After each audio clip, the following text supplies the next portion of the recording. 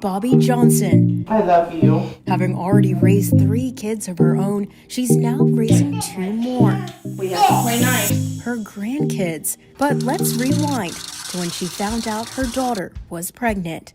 It was really mixed emotions, right?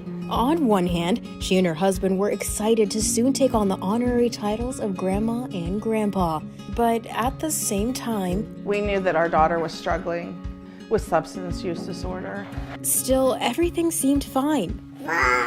When little Elena was born, We just thought things were on the up and up. But when Chase was born, we definitely suspected that the continued use was going on. Bobby's daughter needed treatment. At that time, they were 13 months old and 4 days old. With no one else around, Birth dad was actually incarcerated. Bobby and her husband stepped up.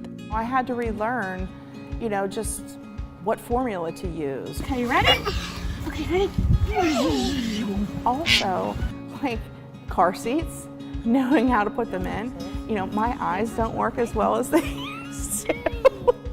And so the snaps on their onesies, super hard. There's a reason why people say you should have children when you're young. Not to mention, Bobby was working a full-time job. Oftentimes I worked from his crib side. There are over 90,000 families in Pennsylvania alone where the grandparent is raising a grandchild, or in several cases, in many cases, grandchildren. Peanut butter and jelly this morning while we're playing? Yeah? It is a growing demographic across the country and across this region. They're called kinship caregivers. According to Bobby, the Area Agency on Aging has services to help those 55 and up, but not any for those just shy of that number, like her.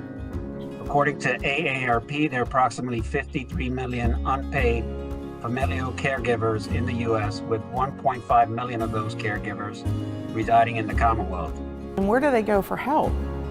Deciding to become that answer, Bobby created REST. Which stands for Resources to Empower, Support, and Transform Kinship Families. The point is to provide support and help where we can. Especially to informal kinship caregivers. Those would be the people, honestly, like ourselves, who saw what happened, what was happening, intervened, sought emergency custody. On their own. While with formal kinship caregivers, the county intervenes and seeks out family members to care for the children. And because of that, those people do receive daily stipends to help with the financial burden. The statistics show that for every one person or every one child that's in a formal foster care setting, there are at least 10 children who are placed with families in an informal basis. Leaving them to bear the cost of diapers, formula, bottles, daycare. According to Bobby, REST provides support groups, informs caregivers about what community resources are available to them, and facilitates bringing families back together again. Really, I'm just so excited to share that my daughter is just doing amazingly well. She has recently gotten shared custody of the children back, and she's just flourishing. Reporting for WTAJ News, I'm Alyssa Royster.